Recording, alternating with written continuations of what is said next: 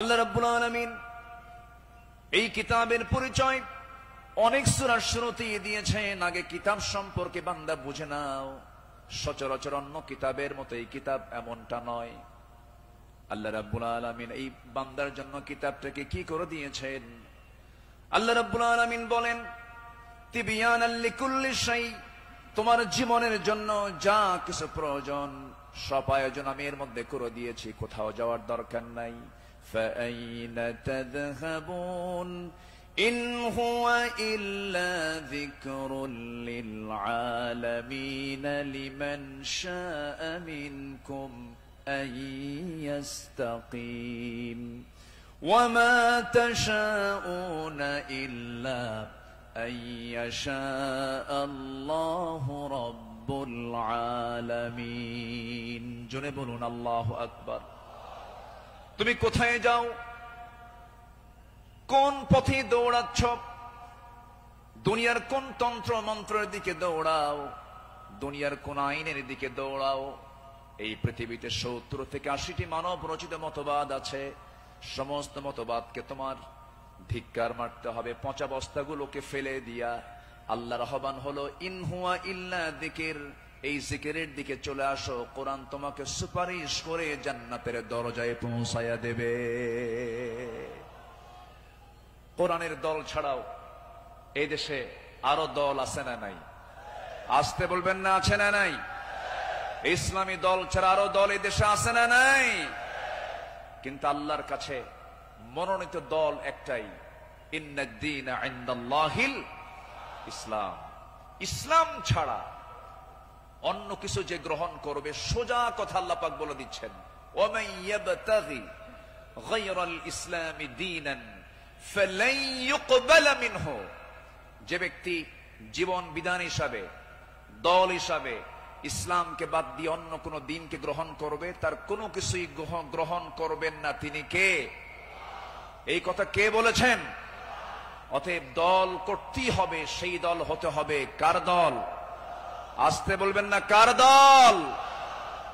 আল্লাহ রাব্বুল আলামিন বলেন, ইন্নামা ওয়ালিয়্যুকুমুল্লাহু ওয়া রাসূলুহু ওয়াল্লাযীনা আমানুল্লাযীনা ইউকিমুনাস সালাতা ওয়া ইউতুনাস যাকাতা ওয়া হুম রাকিউন ومن يتول الله ورسوله والذين آمنوا فإن حزب الله هم الغالبون।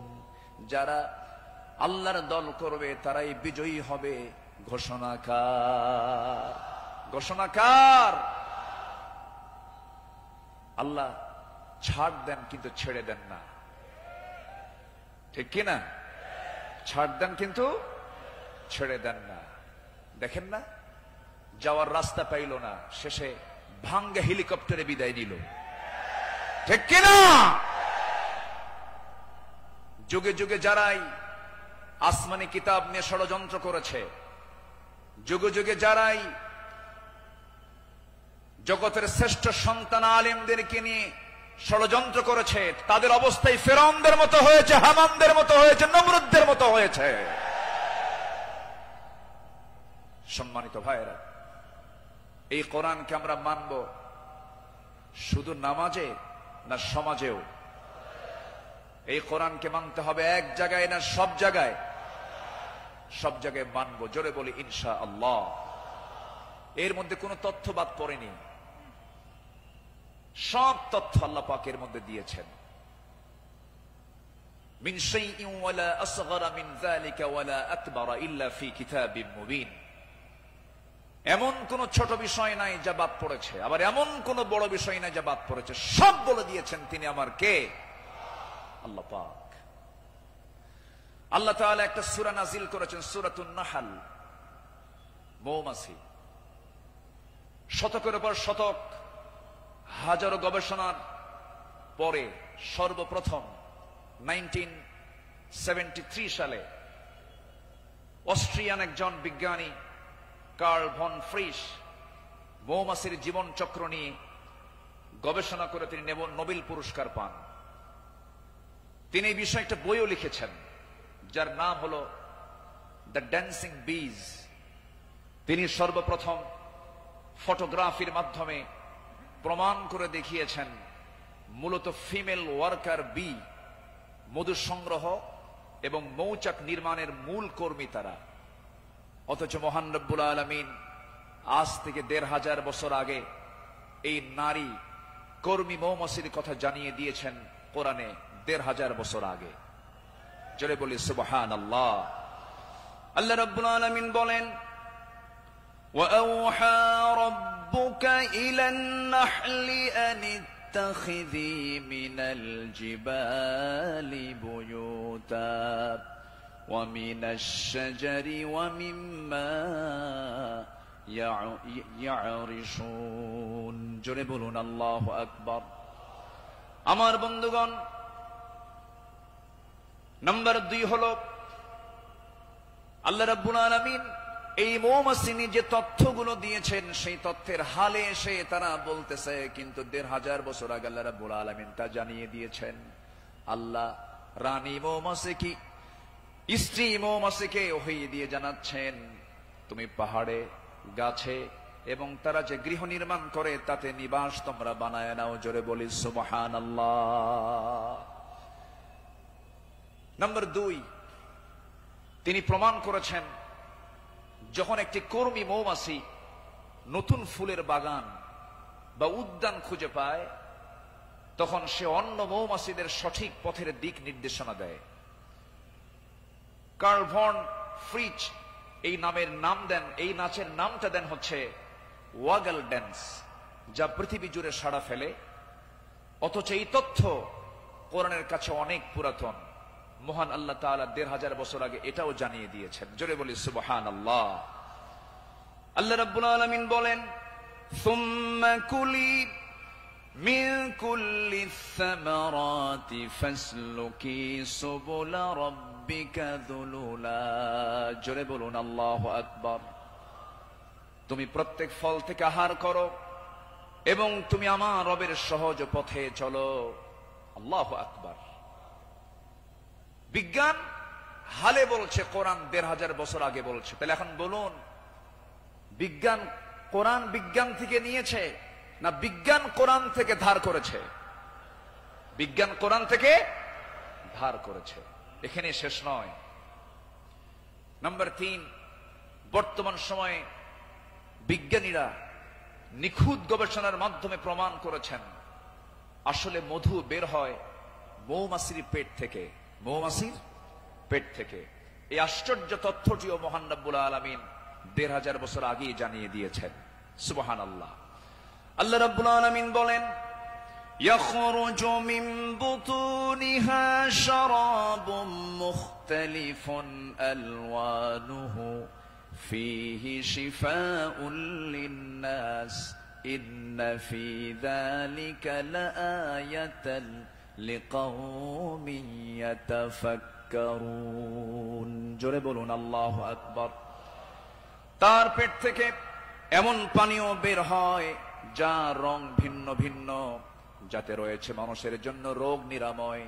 নিশ্চয় এতে নিদর্শন রয়েছে সেই কওমের জন্য যারা চিন্তা করে। জোরে বলে সুবহানাল্লাহ। আল্লাহ তাআলার কি একটা ফার্মাসিউটিক্যাল কোম্পানি, কি বিশাল বড় একটা ফ্যাক্টরি আল্লাহ পাক মৌমাছিকে এই দায়িত্ব দিয়ে দিয়েছেন। ১ পাউন্ড মধু বানাতে ৫৫০ মৌমাছিকে প্রায় ২০ লাখ ফুলে ভ্রমণ করতে হয়। সুবহানাল্লাহ বলবেন না? সেখানে একটা কর্মী মৌমাছিকে ৮০,০০০ কিলোমিটার পথ অতিক্রম করতে হয়। অন্য একটি গবেষণায় এসেছে ১৪.৫ লাখ কিলোমিটার পথ অতিক্রম করতে হয়, যা দিয়ে পুরো পৃথিবীটাকে ৩ বার প্রদক্ষিণ করা সম্ভব। শুধু ১ পাউন্ড মধু তৈরিতে মৌমাছির এত কষ্ট করতে হয়। আল্লাহু আকবার বলেন। মহান আল্লাহ তাআলা এই মৌমাছির মধ্যে সঠিক পরিমিত তাপমাত্রা বোঝার মতো আশ্চর্য একটা ক্ষমতা দিয়েছেন। মৌচাকের সঠিক তাপমাত্রা 35 ডিগ্রি সেলসিয়াস থাকা প্রয়োজন। যদি কখনো তাপমাত্রা এর কম 30 ডিগ্রিতে নেমে আসে, তখন মৌমাছিগুলো সবাই একত্রিত হয়ে তাদের ডানাগুলো ঝাঁপিয়ে তাপমাত্রা বৃদ্ধি করে। জোরে বলে সুবহানাল্লাহ। আবার যদি কখনো তাপমাত্রা যদি বেড়ে যদি 40 ডিগ্রি হয়ে যায়, তখন আবার তারা উল্টো দিকে ডানা ঝাপটিয়ে মৌচাকে তাপমাত্রা ঠান্ডা করে। তখন আবারও 35 ডিগ্রি তাপমাত্রায় নিচে স্বাভাবিক হয়ে যায়, নিচে নেমে আসে। এগুলো কার কুদরত? আসতে বলবেন না, কার কুদরত? আল্লাহর কুদরত।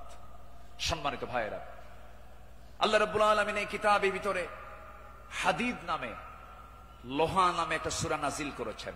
সূরার নাম কি? হাদিদ, লোহা। লোহা ছাড়া কিছুই হয় না। এই লোহা নিয়ে বিজ্ঞান গবেষণা করে বলছে, আধুনিক বিজ্ঞান বলতেছে লোহার সৃষ্টি পৃথিবীতে নয়, বরং লোহা এসেছে বহির জগৎ থেকে, আকাশ থেকে। কারণ পৃথিবীর পরিবেশে লোহা উৎপাদনের জন্য অনুপযোগী। কেননা সূর্যের যে তাপমাত্রা লোহা উৎপাদনের জন্য যথেষ্ট নয়। সূর্যের কেন্দ্রের তাপমাত্রা হলো 15 মিলিয়ন ডিগ্রি সেলসিয়াস, আর সূর্যের পৃষ্ঠে অর্থাৎ ফটোস্ফিয়ারের তাপমাত্রা হচ্ছে 5.5 থেকে 6,000 ডিগ্রি সেলসিয়াস। অথচ লোহা উৎপাদনের জন্য আনুমানিক 5 বিলিয়ন ডিগ্রি সেলসিয়াস প্রয়োজন। বিজ্ঞানীদের ধারণা, কোন সুপারনোভা বিস্ফোরণ থেকেই এই লোহার আগমন ঘটে থাকতে পারে। অথচ মহান রব্বুল আলামিন 1500 বছর আগেই সূরা হাদিদে জানিয়ে দিয়েছেন আল্লাহ পাক লোহা নাজিল করেছেন। সুবহানাল্লাহ বলবেন না? আল্লাহ রাব্বুল আলামিন বলেন, وَأَنزَلْنَا الْحَدِيدَ فِيهِ بَأْسٌ شَدِيدٌ وَمَنَافِعُ لِلنَّاسِ। সূরাতুল হাদিদ আয়াত নম্বর 25। মহান রব্বুল আলামিন বলেন, আমি লোহা নাজিল করেছি যাতে রয়েছে প্রচন্ড শক্তি, মানুষের জন্য বহুবিধ উপকার। জোরে বলি সুবহানাল্লাহ। তাহলে বিজ্ঞান এগুলো প্রমাণ করেছে না কোরআন থেকে ধার করেছে? কোরআন থেকে ধার করেছে। বিজ্ঞান দিয়ে কোরআন যাচাই হবে না, কোরআন দিয়ে বিজ্ঞান যাচাই হবে। কোন আইন দিয়ে কোরআনকে ব্যর্থ করার চেষ্টা করলে সে ব্যর্থ হবে। কোরআন দিয়ে পৃথিবীর সকল আইনকে ব্যর্থ করতে হবে। যারা বলেন কোরআন আর রাজনীতি ভিন্ন বিষয়, তাদের নতুন করে ঈমান আনতে হবে।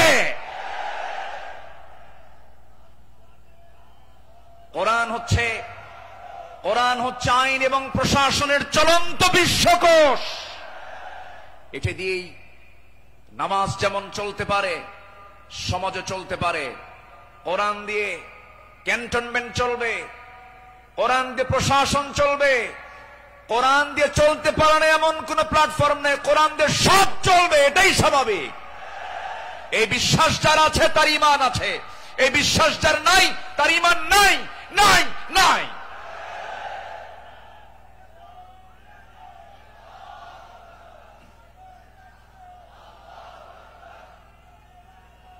সম্মানিত ভাইয়েরা, সম্মানিত বন্ধুগণ, তাহলে সব সমস্যার সমাধান কি কোরআন করতে পারে? আসতে বলবেন না, পারে। এখন বাংলাদেশের সবচাইতে বড় সমস্যা কি জানেন? গদি সমস্যা। কি সমস্যা বলেন? গদি সমস্যার সমাধান তো মনে হয় কোরআনে নাই। একটা আয়াত আছে, আয়াতুল কুরসি। আয়াতুল কুরসি। কুরসিয়ন মানে কি? গদি। কুরসিয়ন মানে কি? গদি। গদিটা মূলত কার? আসতে বলবেন না, গদিটা মূলত কার? আল্লাহ। ক্ষমতা কারোই না, ক্ষমতা একমাত্র কার? আল্লাহ। কোরআন সম্পর্কে সংক্ষিপ্ত একটা ধারণা আল্লাহর সিস্টেম মতোই, আল্লাহ এই পদ্ধতিতেই তিনি আলোচনা করেছেন। কোরআনে তার কথাগুলো এইভাবে আসছে। আসুন আমরা এখন মূল ওই আয়াতটার দিকে আমরা চলে যাচ্ছি। সম্মানিত বন্ধুগণ,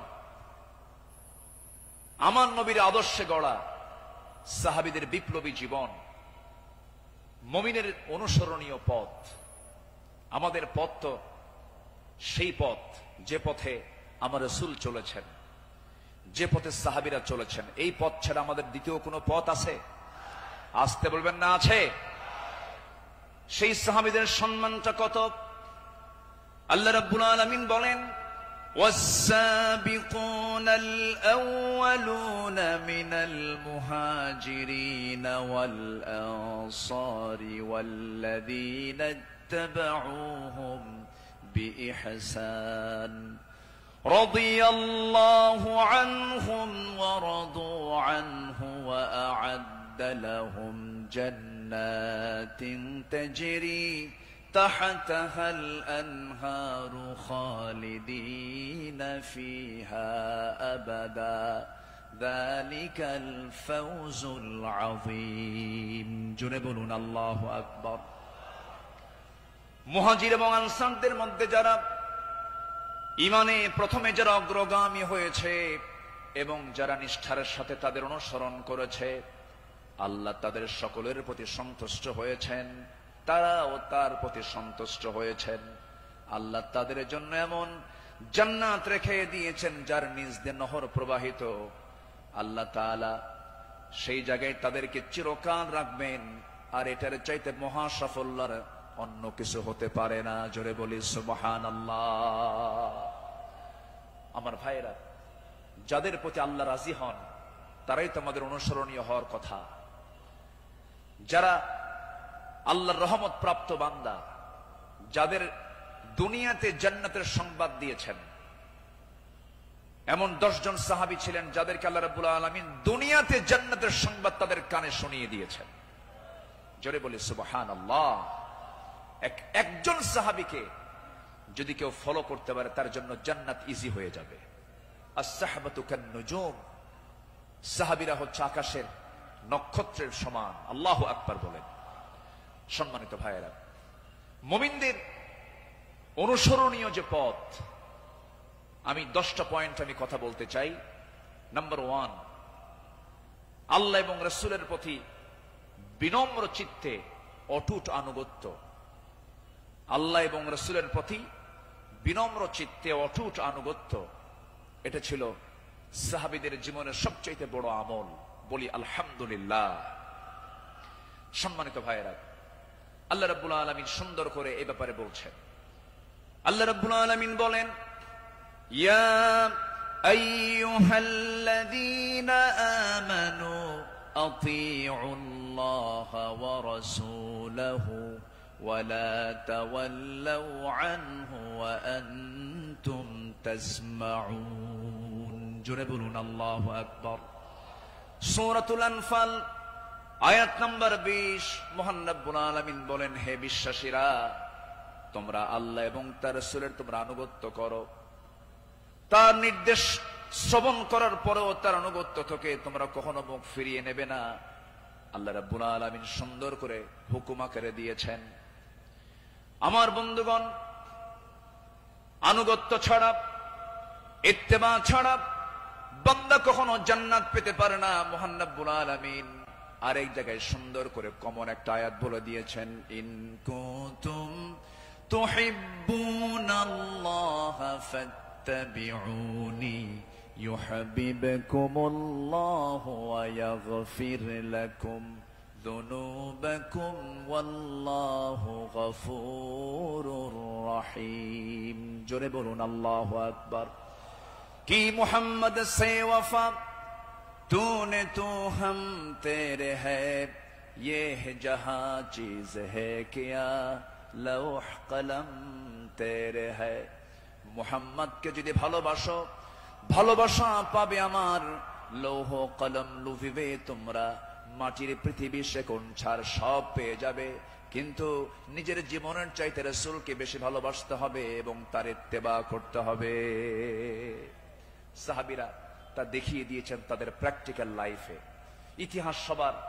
ইতিহাস তো একই, সবার কম বেশি জানা আছে। একজন সাহাবী ছিলেন যিনি রাসূলকে কি পরিমাণ ভালোবেসেছেন। আমার নবীজি বদর যুদ্ধের ডাক দিয়েছেন। বদর যুদ্ধের দিন আমার নবীজি রোজা ভাঙ্গার নির্দেশ দিয়ে বললেন, সাহাবীরা কে আছো, আমার ডাকে সাড়া দিয়ে বদর প্রান্তরে পৌঁছবে। তোমরা কি জানো আজকের এই দিন হচ্ছে সেই দিন যেদিন সন্তান পিতার বিরুদ্ধে যুদ্ধে নামবে। আজকের দিন তো সেই দিন যেদিন পিতা তার সন্তানের বিরুদ্ধে যুদ্ধে নামবে। আজকে গোত্র গোত্রের যুদ্ধ, আত্মীয় আত্মীয়র যুদ্ধ, জামাই শ্বশুরের সামনে মুখোমুখি হয়ে যাবে। তোমরা কি পারবে আজকের এই যুদ্ধের ময়দানে আমার আনুগত্যের মধ্য দিয়ে বাতিলদের মোকাবেলা করতে? সাহাবীরা সামনে দাঁড়িয়ে বললেন, ইয়া রাসূলুল্লাহি, আমরা রোজাও রাখবো, বাতিলদের বিরুদ্ধে মোকাবেলার সামনে দাঁড়িয়ে যাব। আমার রাসূল বললেন, আজকের দিনে রোজা রাখার প্রয়োজন নেই, ফাইদ্দাতুম মিন আইয়ামিন উখর, চলো আমরা জিহাদের প্রস্তুতি নিয়ে ফেলি। আমার নবীজি যুদ্ধের ময়দানে হাজির হয়ে গেলেন। আমার নবীজি যুদ্ধের ময়দানে যখন দাঁড়ালেন, 313 জন সাহাবী নিয়ে বদর নামক প্রান্তরে, রমজান মাস, আমার নবীজির সামনে যখন দাঁড়ালেন, যুদ্ধ শুরু হয়ে গেছে। ওই যুদ্ধের ময়দানে 313 জন সাহাবীর ভিতরে 2 জন সাহাবী ছিলেন, তাদের বয়স একদম কম ছিল, মুআজ এবং মুআজ। এই 2 জন ছোট্ট সাহাবী, 11 এবং 13 বছর বয়স। এই 2 জন সাহাবী নবীর কাছ থেকে পারমিশন নিয়ে নিলেন, যুদ্ধের ময়দানে গিয়া প্রথম কাতারে দাঁড়ায় গেছে। এক সাহাবীকে ডাক দিয়ে বলছে, ও আমার চাচা, আবু জেহেল কোথায়? আবু জেহেল দিয়ে কি করবা? সঙ্গী সঙ্গী ছোট্ট 2 জন দারাজ গলায় দারাজ কণ্ঠে বলে ফেলতেছে, আমরা শুনেছি আবু জেহেল নাকি রাসূলকে খুব কষ্ট দিত, খুব জুলুম করত। আজকে আমরা কারো বিরুদ্ধে যুদ্ধ করতে আসি নাই, আবু জেহেলকে আজকে দুনিয়া থেকে বিদায় করার জন্য আজকে আমরা যুদ্ধে হাজির হয়েছি। ছোট্ট বাচ্চা মানুষ, ছোট কিন্তু ঈমান খুব বড়, মজবুত ঈমান। এই ছোট্ট বাচ্চার কথা শুনে ওই সাহাবী আশ্চর্য হয়ে গেলেন। সাহাবী আশ্চর্য হয়ে বলতেছে, তোমরা কি তাকে সত্যি হত্যা করবে নাকি? হত্যা করব। ওই যে দেখা যায় ঘোড়ার পিঠে বসে আছে, 2 দিকে পা ছেড়ে দেওয়া। শুধু বলতে দেরি হয়েছে, যেতে দেরি হয় নাই। সিংহের মতো গর্জন দিয়া বাস পাখির মতো উড়ন্ত হয়ে দৌড় মারা শুরু করে দিয়েছে। আবু জেহেলের 2 পাশে 2 জন দাঁড়ায় গেছে। লোকজন টের পায় না এটা কোন গ্রুপের মানুষ। 2 জন ছোট্ট বাচ্চার হাতে ছোট্ট তরবারি ছিল, এত জোরে সজোর আঘাত করেছে 2 জন মিলে। আল্লাহু আকবার বলে আবু জেহেল ওই যে জমিনে ধরাশয়ী হয়ে পড়ে গেছে, কোমর সোজা করে আবু জেহেল আর দাঁড়াতে পারে নাই। এইদিকে বড় ভাই মুআজের পিছন থেকে একজন কাফের এসে তার ডান হাতে পিছন দিক থেকে তরবারির যখন একটা আঘাত দিয়েছে, এক আঘাতে তার ডান হাতটা চামড়ার সঙ্গে ঝুলতে লাগলো। ঝনঝন করে তরবারি পড়ে গেছে। যুদ্ধ করবেন কেমনে? তার ডান হাতটা ঝুলতেছে চামড়ার সাথে। দৌড় মেরে চলে গেছেন, বাম হাতে তরবারি তুলে নিয়েছেন। যুদ্ধ থামালেন না। যুদ্ধ চালাতে গিয়ে দেখা গেল ডান হাতটা চামড়ার সঙ্গে ঝুলে আছে, ঝুলন্ত হাতটা এসে বাম হাতে বারবার ধাক্কা খাচ্ছে, ডিস্টার্ব হচ্ছে মনে করে ঝুলন্ত ডান হাতটা বাম্পার নিচে রেখে এত জোরে টান মারলেন, এক টানে হাতটা ছিটকে পড়ে গেল। বাম হাতে যুদ্ধ চালাতে লাগলেন। বাম হাত পিছন দিক থেকে আঘাত করে তার কেটে ফেলে দিল। ঝনঝন করে তরবারি পড়ে গেছে, আর যুদ্ধ করতে পারছেন না। যুদ্ধ করবেন কেমনে? 2 হাতিতে চলে গেছে। আরেকজন কাফের এসে গর্দান বরাবর যখন আঘাত এনেছে, দুনিয়া থেকে এই ছোট্ট 13 বছরের নাবালক সন্তান দুনিয়া থেকে বিদায় নিয়ে গোটা বিশ্ববাসীকে জানান দিচ্ছে, ও পৃথিবীর মানুষ, আমরা দিন কায়েমের জন্য যে জীবন দিলাম, এমন করেই দিন কায়েমের পথে জীবনটা দিতে হয়। জোরে বলি সুবহানাল্লাহ, আরো জোরে বলি সুবহানাল্লাহ, আরো জোরে বলি সুবহানাল্লাহ। একটু জিকির করি লা ইলাহা,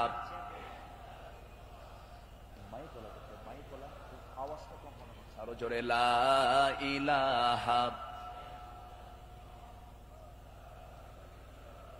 আওয়াজটা নাই, আওয়াজ কম হচ্ছে, বলেন তো কানে আওয়াজ দিতে হবে।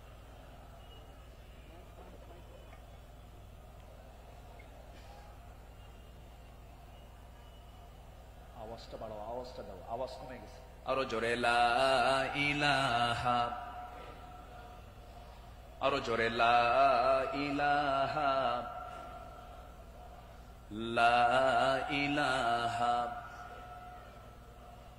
লা ইলাহা ইল্লাল্লাহু মুহাম্মাদুর রাসূলুল্লাহ সাল্লাল্লাহু আলাইহি ওয়াসাল্লাম। আমার বন্ধুগণ, আমার নবীজি আল্লাহর পথে যত হাজারো বিপদ এসেছে, বিনম্র চিত্তে অটুট আনুগত্য আমার নবীজি আল্লাহর করেছেন। তার বড় একটা প্রমাণ হলো, একটু শুনুন, কান লাগায়া কতগুলো শুনেছি, বারবার শোনার প্রয়োজন আছে। নবীজি তার জীবনের সবচাইতে বেশি মার খেয়েছেন দুই জায়গায়, একটা হলো তায়েফের ময়দান, আর একটা হচ্ছে উহুদের ময়দান।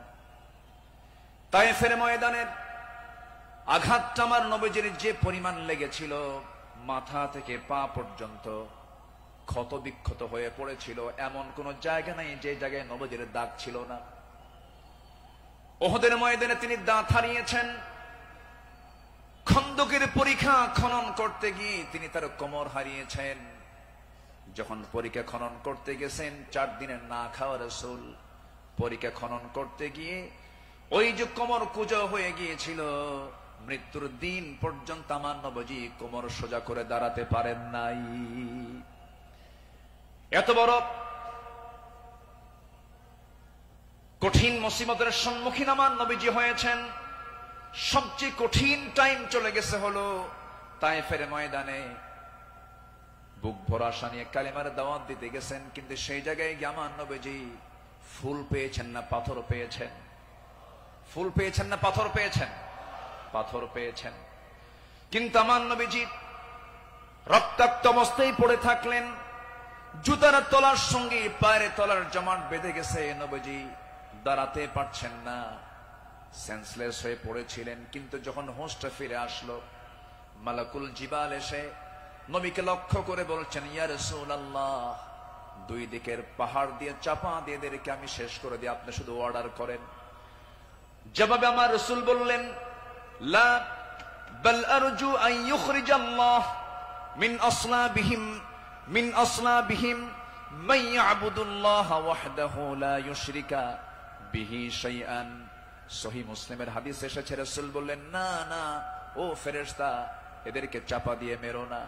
আমি আশা করি এদের ওরস থেকে যে সন্তান জন্ম নেবে তারা আল্লাহর ইবাদত করবে। জোরে বলি সুবহানাল্লাহ। রাসূল তাদেরকে মাফ করে দিয়েছেন। আমার বন্ধুগণ, আমার নবীজি আনুগত্য কাকে বলে আল্লাহ রাসূল তা শিখিয়ে দিয়েছেন, সাহাবাদের জীবনে তা শিখিয়ে দিয়েছেন। সাহাবে কেরাম রাসূলকে জীবন দিয়ে ভালোবেসেছেন। মিকদাদ রাদিয়াল্লাহু তাআলা আনহু রাসূলকে সামনে দাঁড় করিয়ে বলছেন, ইয়া রাসূলুল্লাহি ওয়াল্লাহি ইয়া রাসূলুল্লাহ লা নাকুলু কামা ক্বালাত বানু ইসরাঈল লিমূসা ফাযহাব আনতা ওয়া রাব্বুকা ফাকাতিলা ইন্না হাহুনা কাঈদুন ওয়ালাকিন্নানা নুকাতিলু আন ইয়ামিনিক ওয়া আন ইয়াসারিক ওয়া মিন বাইনি ইয়াদাইক ওয়া মিন খালফিক। জোরে বলি আল্লাহু আকবার। হে রাসূল, আমাদের কেমন পাবেন না, যেমন করে মুসার উম্মত মুসাকে বলেছেন, এমন করে আমরা তা বলবো না, আপনাকে বলবো। আমরা আপনার ডান থেকে বাম থেকে সামনে থেকে পিছন থেকে যখন ডাক দিবেন, বাতিল শক্তির মোকাবেলায় ঝাঁপ দিয়ে পড়ব। জোরে বলি আল্লাহু আকবার। আমার নবীর চেহারায় আনন্দের ঝলকানি প্রকাশ পেল। সাহাবীরা আমার নবীর চতুর্পার্শ্বে সবসময় ছায়া দিয়ে রেখেছেন। জীবনের চাইতে তারা রাসূলকে বেশি ভালোবেসেছেন। আনুগত্য কাকে বলে? এই পৃথিবীতে প্রধান কাতারে যারা ছিলেন তারা হচ্ছেন সাহাবে কেরাম। সাদ ইবনে মুআজ রাদিয়াল্লাহু তাআলা আনহু বদর যুদ্ধের দিন মৃত্যুর ভয় না করে নবীর আনুগত্যে দাঁড়িয়ে দীপ্ত কণ্ঠে বলেছিলেন, ফাওয়াল্লাযী বাআসাকা বিল হক লাউ ইসতা'রাদতু বিনা হাযাল বাহরা ফাখুদতাহু লাখুদনাহু মা'আক। সেই সত্যের কসম যিনি আপনাকে সত্য সহ প্রেরণ করেছেন, যদি আপনি আমাদেরকে আজকে সমুদ্রের দিকে অগ্রসর হতে বলেন, তাতেও প্রবেশ করেন। আমরা সাথে সাথে আপনার অনুসরণ করে আমরাও সমুদ্র বক্ষে ঝাঁপ দেব, কোনো পরোয়া করব না। জোরে বলি আল্লাহু আকবার। আমার বন্ধুগণ, নাম্বার 2 আমরা চলে আসি দান এবং দানশীলতায় রাসূলের আদর্শ এবং সাহাবীদের অনুসরণ। আমার নবীজির দান, তার যে দানশীলতার ব্যাপারে হাদিস এসেছে, তিনি প্রবাহিত বাতাসের মতো দান করতেন। কান রাসূলুল্লাহ সাল্লাল্লাহু আলাইহি সাল্লাম আজওয়াদান নাস, ফালা রাসূলুল্লাহ সাল্লাল্লাহু আলাইহি সাল্লাম আজওয়াদু বিল খাইর মিনার রিহিল মুরসালা। আমার নবীজি প্রবাহিত বাতাসের মতো তিনি দান করতেন। যখন শুরু করতেন দান থামতো না, অবারিত দান করতেন। জোরে বলি সুবহানাল্লাহ।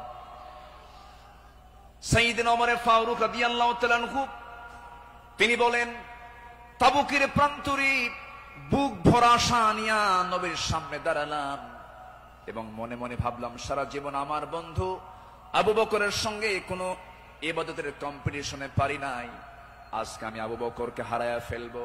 তিনি করলেন কি, সমস্ত সম্পত্তির অর্ধেক তিনি তাবুক অভিযানে তিনি দান করলেন। আব্দুর রহমান ইবনে আওফ রাদিয়াল্লাহু তাআলা আনহু 3 বস্তা সোনা দান করেছেন। সবার দান যখন শেষ হয়ে গেছে, আমার নবী অপেক্ষার প্রহর গুনছেন তার সারা জীবনের বন্ধু, 3 দিনের ছোট বড় হিজরতের রাতের সাথী সাইয়েদনা আবু বকর সিদ্দিক রাদিয়াল্লাহু আনহু তিনি কখন তাবুকের জন্য তিনি কি নিয়ে আসবেন, তার দানের পরিমাণ কি, তিনি অপেক্ষার প্রহর গুনছেন। নবীর সামনে যখন এসে দাঁড়ালেন, রাসূল লক্ষ্য করে বলছেন, ইয়া আবা বকর মা আবকাইতা লিহালিক, হে আমার আবু বকর, তোমার পরিবার পরিজনের জন্য তুমি কি রেখে এসেছো? তিনি জবাব দিতে নিয়ে বলছেন, ক্বালা বাকাইতু লাহুমুল্লাহ ওয়া রাসূলা, আমি আমার পরিবারের জন্য রেখে এসেছি শুধু আল্লাহ এবং আল্লাহ রাসূলকে, বাকি সব তাবুকের প্রান্তরের জন্য আমি দান করেছি। জোরে বলি সুবহানাল্লাহ। আমার নবীজি তার শানে বলেছেন, ওমা নাফানি মালু হাদিন কত মা নাফানি মালু আবি বকর, আমার আবু বকরের অর্থ দিয়ে আমার যেমন উপকার হয়েছে এমন উপকার আমার অন্য কারো দিয়ে হয় নাই। প্রতিটি মানুষের ইহসান পরিশোধ করতে পেরেছি আমি, রাসূল নিজে পরিশোধ করতে পেরেছি, কিন্তু আমার আবু বকরের ইহসান সমূহ এমন যে তার প্রতিদান কেবল আল্লাহ ছাড়া কেউ প্রতিদান দিতে পারবে না। জোরে বলি সুবহানাল্লাহ। আমার ভাইয়েরা, আল্লাহ রাব্বুল আলামিন সন্তুষ্টির জন্য বান্দাকে জানিয়ে দিচ্ছেন, বান্দা তোর দানটা হবে শুধুমাত্র আমার জন্য, দানের পুরস্কার হলো জান্নাত। সাহাবে কেরাম তা শিখিয়ে দিয়েছেন।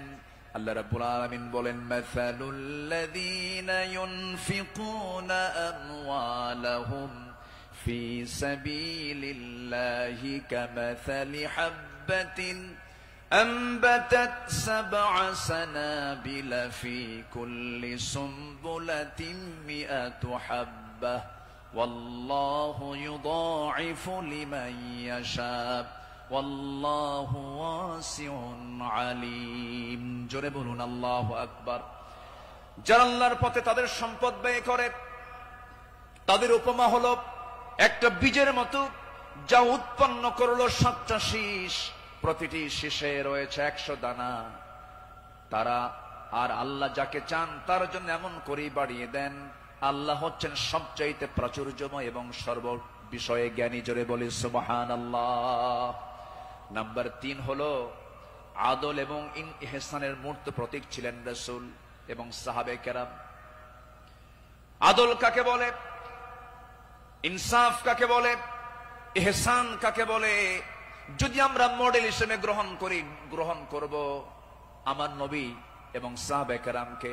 আল্লাহ রাব্বুল আলামিন এই শানে বলেছেন, ইন্নাল্লাহা ইয়া'মুরু বিল আদলি ওয়াল ইহসানি ওয়া ইতা'i যিল কুরবা ওয়া ইয়ানহা আনিল ফাহশাই ওয়াল মুনকারি ওয়াল বাগি ইয়া'iদুকুম লা'আল্লাকুম তাযাক্কারুন। জোরে বলুন আল্লাহু আকবার। আমার বন্ধুগণ, আদালত কাকে বলে? সাইয়েদনা ওমর ফারুক রাদিয়াল্লাহু তাআলা আনহু অর্ধ দুনিয়ার শাসনকর্তা, তিনি একদিন ঘোড়া কিনতে গেছেন বাজারে। কি কিনতে গেছেন? ঘোড়া কিনতে গেছেন।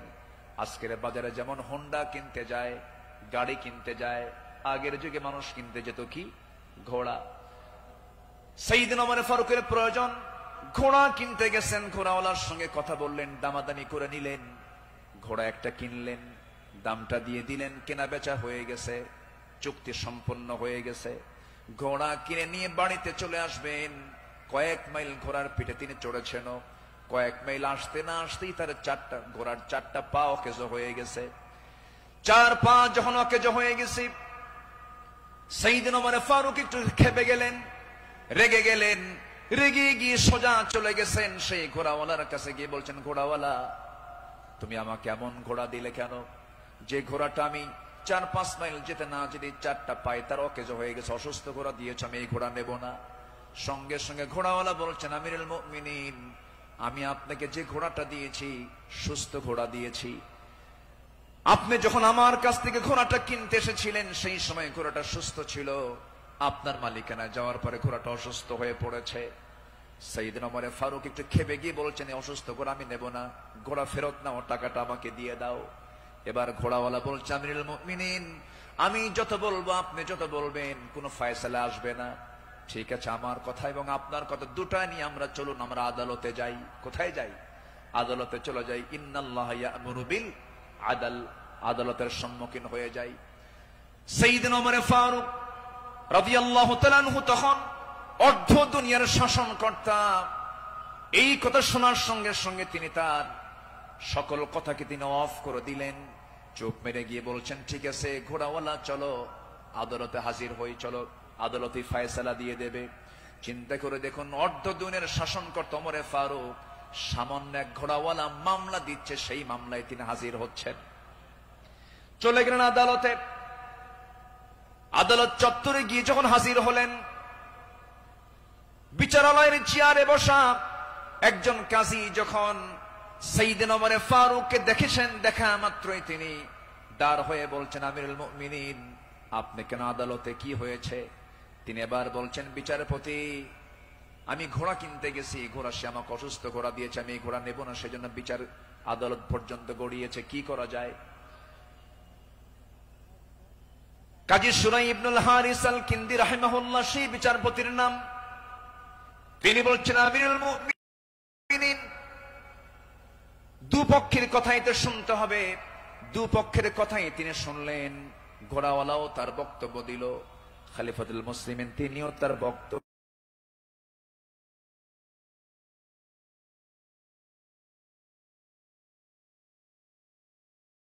পেশ করলেন, তার কথাগুলো বললেন।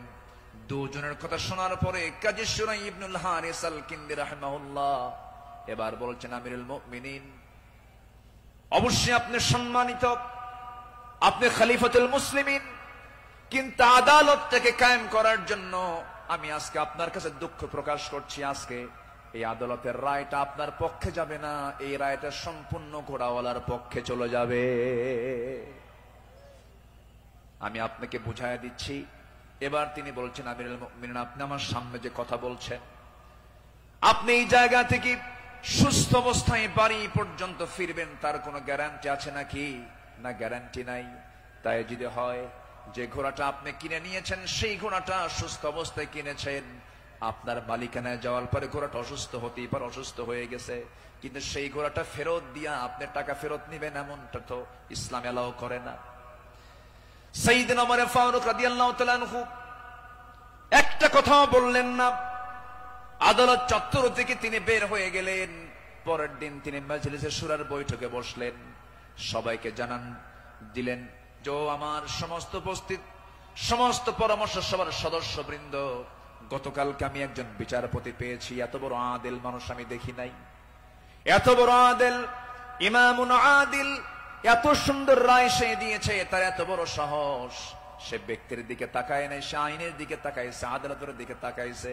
আমি ওমর আমার বিরুদ্ধে সে রায় দিয়েছে, এই লোকটাকে সাধারণ বিচারপতি না বানায় তাকে কেন্দ্রীয় বিচারপতি বানায় দিলাম। আল্লাহু আকবার বলেন। সম্মানিত ভাইয়েরা, সম্মানিত বন্ধুগণ, বিগত 16 বছর যে বিচারগুলো হয়েছে, প্রহসনের বিচার হয়েছে, অনেক মার কোল তারা শূন্য করেছে, অনেক আল্লাহর গোলামের উপরে তারা জুলুম করেছে। 2018 সালে হঠাৎ করে আমার বাড়ি চতুর্দিক থেকে কয়েকশো পুলিশ আমার বাড়ি ঘেরাও করে আমাকে ধরতে গেছে। বিশাল বড় সন্ত্রাসী তো, ধরতে গেছে। তো বললাম, ভাই কি সমস্যা কি, চলেন থানায় যেতে হবে। থানায় নিয়ে গেল, ওসির সামনে বসে আছি, দেখি ওসির চোখের ভিতরে পানি টলমল করছে, অশ্রুপূর্ণ চোখ। তো বললাম, আপনি কান্দেন কেন? হুজুর আমি আপনার খুব ভক্ত। তো ভক্ত তো ধরছেন কেন? বলে যে কি করব হুজুর, চাকরি বাঁচান তো ফরজ, সন্তানাদি আছে, কি করব, উপর থেকে খুব চাপ। হুজুর আপনি আমাকে মাফ করে দিয়েন। কি করবেন? চাকরি বাঁচান তো ফরজ। আমি বললাম, চাকরি বাঁচান ফরজ, ইমান বাঁচান নফল। মামলা একখান দিয়া চালান দিয়ে দিল, কোর্টে না মঞ্জুর করলো, কোনো মঞ্জুর হবে না। সেখান থেকে নিয়ে চলে গেল জেলখানায়।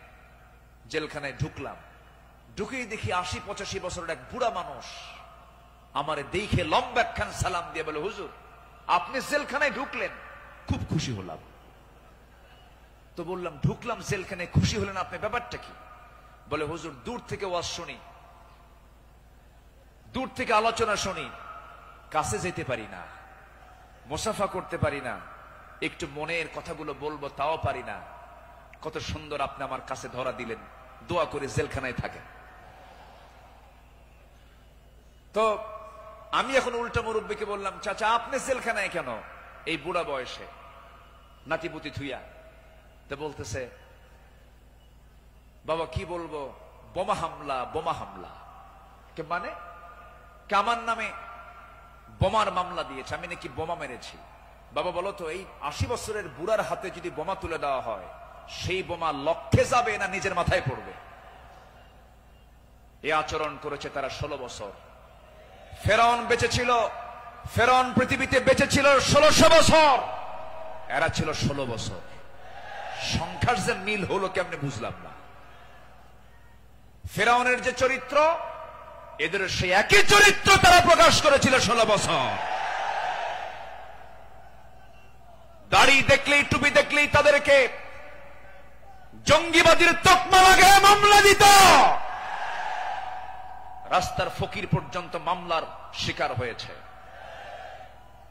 আল্লাহ পাক একটা পরিবেশ আমাদেরকে উপহার দিয়েছেন, দিন কায়েমের কাজে আমরা এই পরিবেশকে কাজে লাগাবো। জোরে বলি ইনশাআল্লাহ, আরো জোরে বলি ইনশাআল্লাহ।